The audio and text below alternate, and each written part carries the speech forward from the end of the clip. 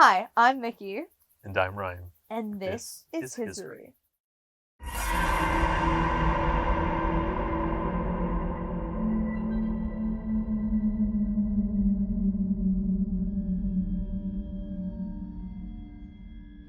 All throughout history, different cultures have believed in the paranormal. Divine gods, spirits, aliens, shaman, witchcraft, and divination, just to name a few. Supernatural occurrences are reported all around the world and have become ingrained into pop culture. Since the beginning of humanity, people have been questioning the bigger picture of existence. What is really out there? Where do we go when we die? Are there aliens? Ghosts? Bigfoot? So tonight we're out in the great outdoors. Again, I'm loving it. And we're sitting around the fire to tell some little campfire stories. We're going to talk about some cryptids, just weird stuff going on in the state, and, urban legends that we grew up with. Don't get too spooked.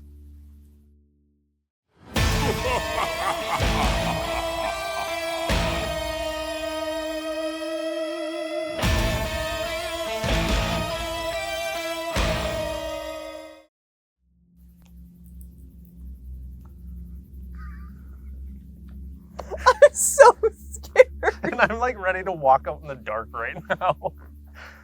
Do I need to prove it? No. Okay.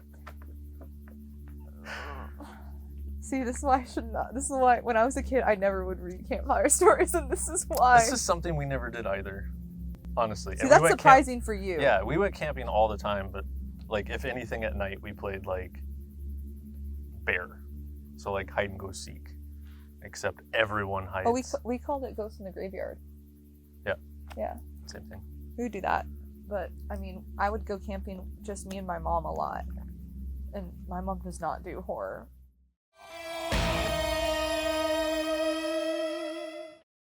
So this one's not really scary at all. It's just an urban legend that's really famous. And I'd heard of this when I was younger.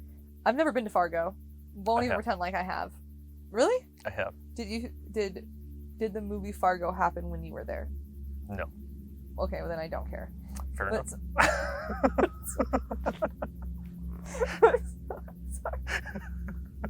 But yeah, I think, it's an urban legend, and I was like, you know what? I'm already so scared. And I knew I was going to be scared. So this is I wrote some that are very much, I'm detoxing from my fear. Okay. Then you think it. Oh my god, sorry, there was a noise. I'm so scared. I think it was just the wind. I just about panicked because you looked over me. So I thought something was behind me, and I'm like, I'm a goner. Yeah, you didn't even Bye. know. Okay, let me just read the story. I totally thought you were looking behind me. Where was I even gonna go? Okay, sorry. Towards the light. This episode is just gonna be me freaking out. I could fill an entire 30 minutes of just me almost crying. Okay. So in Fargo, Back to Fargo. This is our detox moment. In Fargo, North Dakota, 8 blocks from the Minnesota border, sits the Horse Man Elementary School. The school was built in 1915 and it's still in use today, which is really old, marking this year as their 110th birthday. Ooh. Is it actually haunted? No. Well, okay, actually, we'll get there. Oh. Debatably. Okay? I want to hear it. So before the school was built, the land served as the county fairgrounds, and it was referred to by Hector's Addition. And so, me being me, I was like, why would you call it that? That's a stupid name. That's a little judgmental. Hector's Addition? Don't rush right into it. There might Not be a like good meaning. Hector's Park. Well, anyway, so I was Maybe like, Hector I need to wanted know. it named the Addition. But I got curious and I was like, okay, let's find this out. And I actually learned some interesting parts about Fargo's history that I did not know.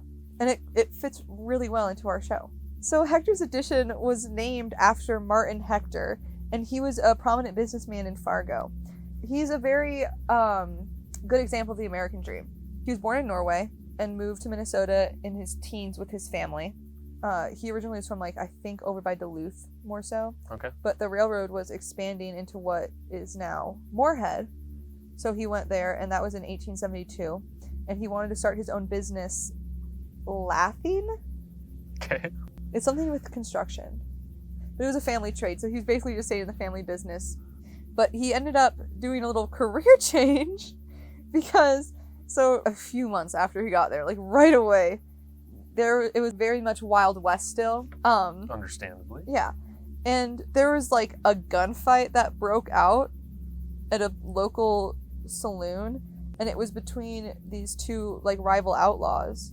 And then somehow another saloon's owner heard the commotion and decided, I'm gonna go there, because that's what you do when you hear gunshots, is you run towards them. Run towards them, yeah. Yeah.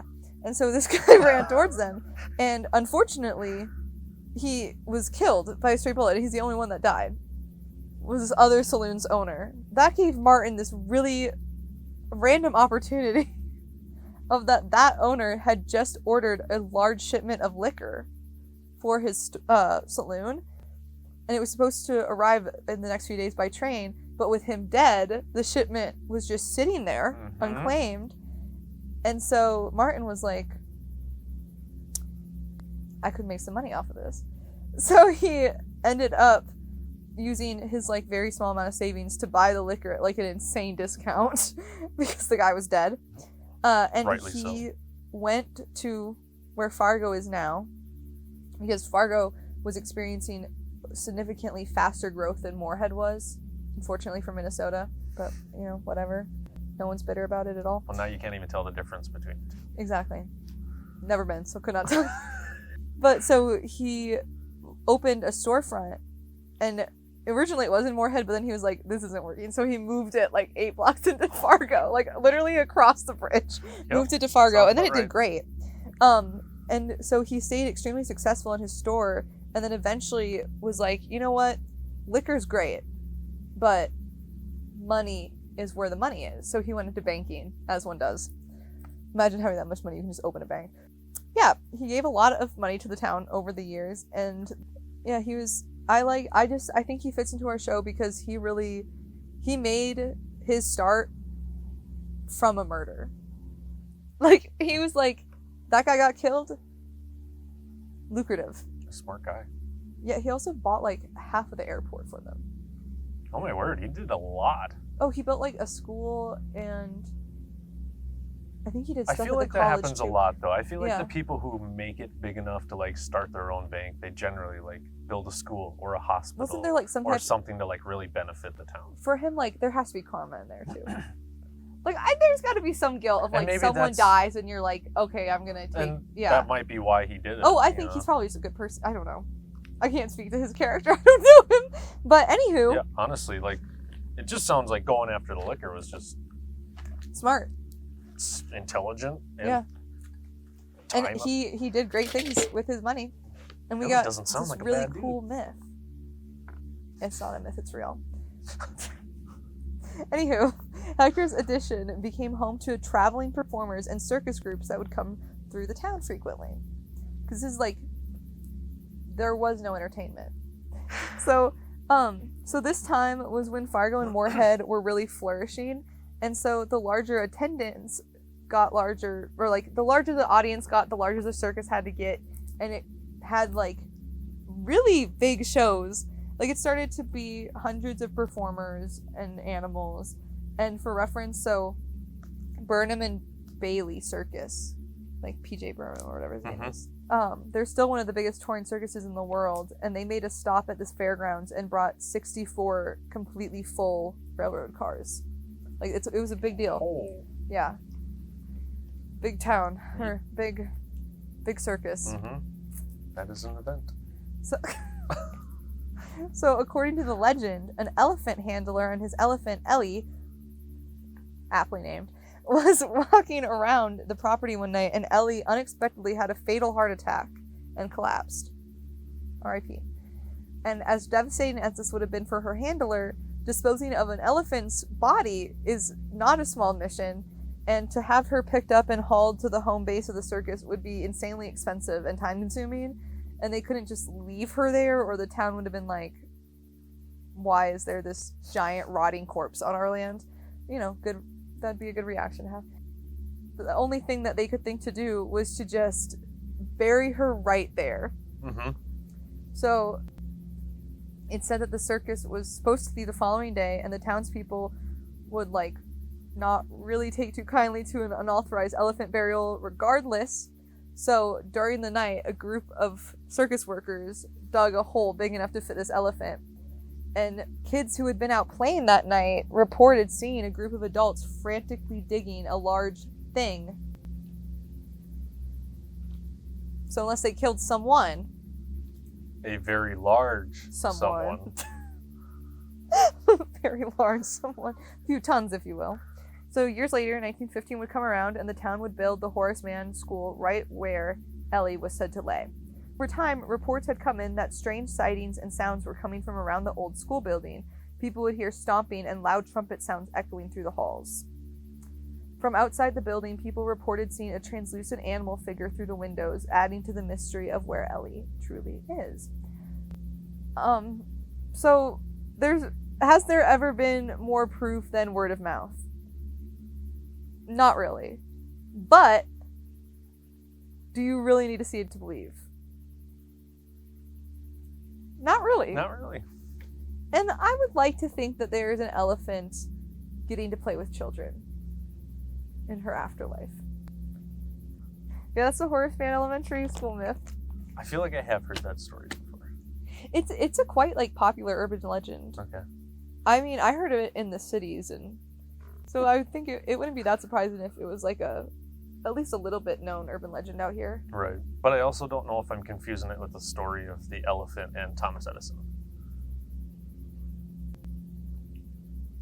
Because I believe there's that no elephant electricity was about this. Ellie. Yes, I think it was. So It's almost like there's a reason why elephants are nicknamed Ellie. I don't get it.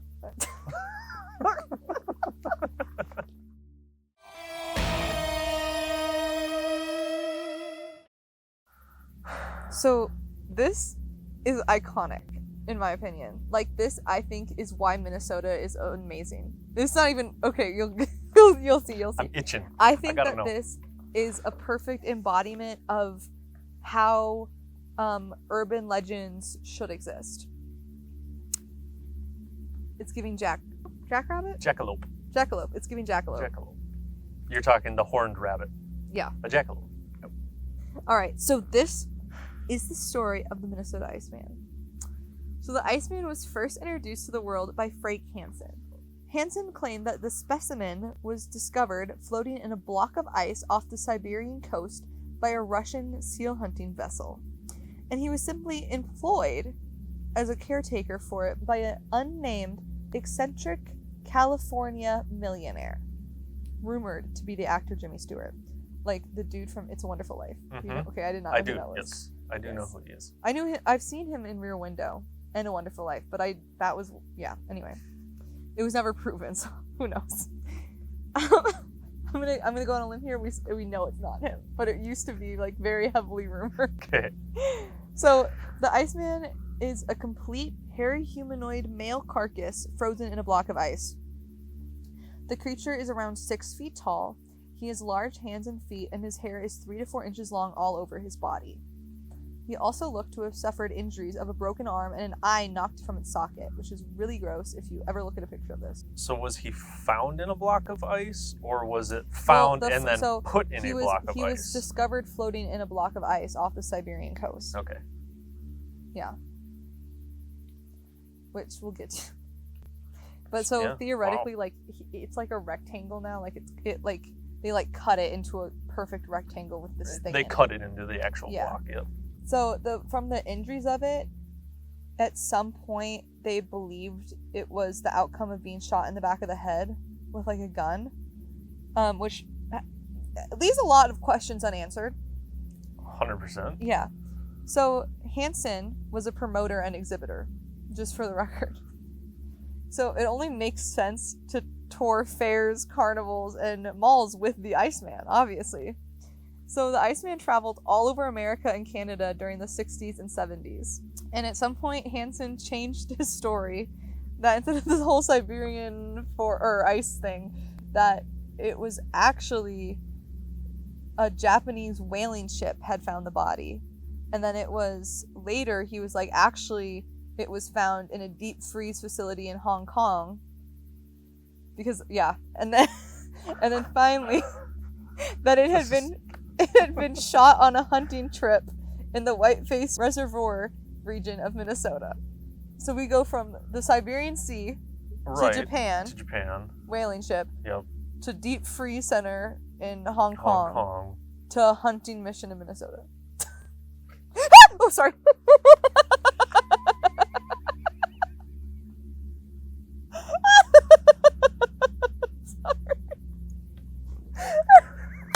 I can't do this. That's what I was expecting. Just like kick the chair and start running.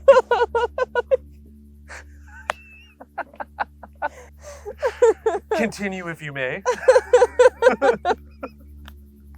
So it's widely assumed that the actual origin of the Iceman was Vietnam, which like was not mentioned in any of the other None of the theories. above. All right. But yeah, so there was like this story of a huge ape that had been killed in, oh, I'm gonna butcher this pronunciation, I'm sorry, Da Nang, Vietnam?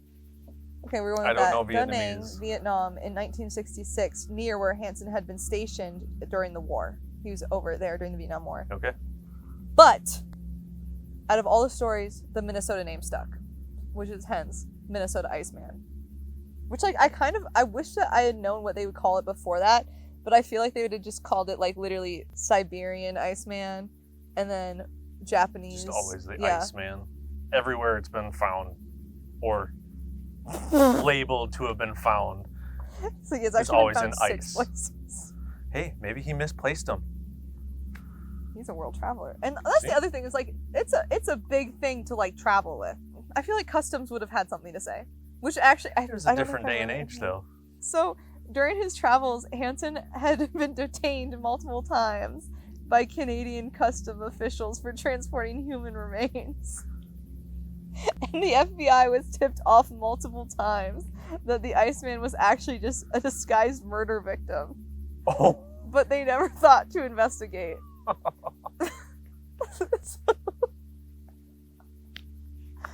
There's a very real possibility that this guy killed someone and then was like, I need to hide the body. I need a new attraction. 2 birds, 1 stone. So why would you just let someone go if that's the case? Well, because it's I a can one-off. understand like, oh, that looks fake as can be. There's Like, no way if that's that- real. If suddenly, Sayonara. like this guy starts having like 18 of these attractions, yeah, that's a different story. But like 1, like, yeah, it's okay.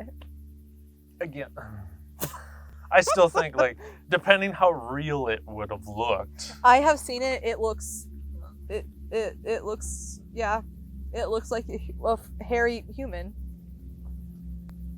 Like it looks You like a just shave monkey. a bear. It looks like a really evolved monkey. Interesting. So the Iceman did catch the attention, however, not of the FBI, but of cryptozoologists across the world, for obvious reasons. And so Ivan T. Sanderson and Bernard Heuvelmans, sorry, sir, were 2 of those intrigued by the Iceman. And they were actually given a private examination of the body in December of '68 at Hansen's home. So the 2 made detailed drawings and wrote the creature described in technical terms. They were completely convinced of its authenticity. Authenticity. That word. They even reported that during the I forgot about this. They even reported that during the examination, the glass case somehow broke. Which, like, okay, magically breaks, whatever. But it emitted an intense odor of rotting flesh. So it's real to some degree. Yes. You just don't know if it's They- creature or human. It's 100%. Well, okay. We'll get into that. They reported Sorry, I'm that. Russian. No, it's okay. They reported that it smelled like rotten flesh. Right. Yeah, and there's going to be some arguments up here. So after Okay. the testimonies of the, say the word, Authenticity? came out to the public, John Napier, a primatologist, like monkeys, Yep. Primates. at the Smithsonian Institution, who was really interested in cryptozoology. So he was given the opportunity to do another like private examination of the Iceman himself. He had a very different experience. He was like, yeah, no, this is definitely latex. Like, he fully was like, this is fake. He was like, not a second thought in his mind. He was like, that is a latex model. And then Hansen replied and said, well, of course, I just took the genuine original specimen out of the display because I didn't want to be arrested for like killing some type of human thing. And that is why I had to replace it with this latex model. And that's what you saw. And it was actually backed up by Sanderson, who said that it was clearly a different body than the one that he had seen. It's okay. And, well, Interesting. yeah. When they went back to the reference photos, thank God photography existed in this day of age. But so when they went back to the reference photos, the form and pose did vary. In one of them, the mouth was open. In another, it was closed. The hands were positioned differently. I think like the eyeball was in a different position, like the one that had been knocked in the socket. Right. Yep. Most people, or most believe that it was multiple models, but others think that it was the result of being thawed and refrozen each year. Which would kind of make sense as well. It would, especially because they all look very similar. It's just the pose is different, and we know that he was letting it thaw at Mhm. certain points. If you have something frozen, and then it like melts into water, it's gonna look different. Like, it's gonna move. It Absolutely. doesn't just stay in the same place. Yep. So like, you know what? Credit where credit's due. I do believe Napier, Plausible. though. Yeah, I was like, I do believe when he was like, this is latex. I just find it so disturbing, even the idea that he was letting it thaw, though. Because, like, that means it's decomposing. Absolutely. Yep. That's disgusting. Which just means all these people were looking at, like, a frozen, half-decomposed corpse. Mhm. Nasty. But hopefully the FBI made the right decision not to investigate that. So after all of that, Hansen took the Iceman out of the public eye on the request of the California-based owner, and later introduced a new, completely different latex model of the Iceman. Oh my gosh. Well, if you're gonna keep doing that, it's hard to believe the story then. I don't know. He's like, all right, this one's done. Let's bring a new one. Like, what? And the fact that one, he was like, no, this one is latex. All right. But yeah, so at the end of the day, it was like a total hoax. It was a total hoax, complete BS. No way that was real. But I do like that Minnesota got its name attached to it for literally no reason. There's, like, he's not even from Minnesota. It was just, they were like, he got hunted in Minnesota, and that's the name that stuck. So then we are forever known to be part of this. But it wasn't urban even legend. the first story, No. right? No, it was the like fifth or sixth. California-based owner, yeah, traveled through here at fairs and stuff, but no, Minnesota had nothing to do with it. We just got someone. He once said that it might have been a hunting trip here, and then it became the Minnesota Iceman, and then it stuck like that. Traveled all around the country. Everyone knew it as that. Got shown as a hoax. So then our name got dragged through the mud. You can actually see the original Iceman on display in Texas, which is again not in Minnesota, but in Austin, Texas, at the Museum of Weird. It is on, like, it's on display there. They bought it on eBay in 2013. That sounds faked. Well, guess what? The whole thing is fake.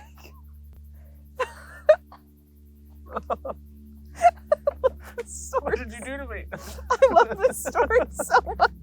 Like, I just love that this guy was like, it's so old, like, when they would, like, take a fish and then, like, clay and make, like, a fake mermaid, and they'd be like, it's a mermaid skeleton. It's so that. But it's like, this guy was, like, so sure that he was gonna get away with it, and just saying, like, no, like, a California-based owner bought this. And I'm just his little helper. Like, boy, shut up. Why did he find you? Jimmy Stewart. Sorry. It's like, he's like, who do you, like, you go to your agent and you're like, I need someone to be able to show my private collector's edition of a corpse. Like, okay, sure. I can't get in trouble for moving a body, but someone else needs to try this. Literally. Like, what? But yeah, I will go out on the limb. Hoax. There's no way. It's not sounding very The plausible. elephant, I think, like, Ellie the elephant is possible. Believable story. Yeah, it's a believable story. Sorry, Leaf. Oh my god!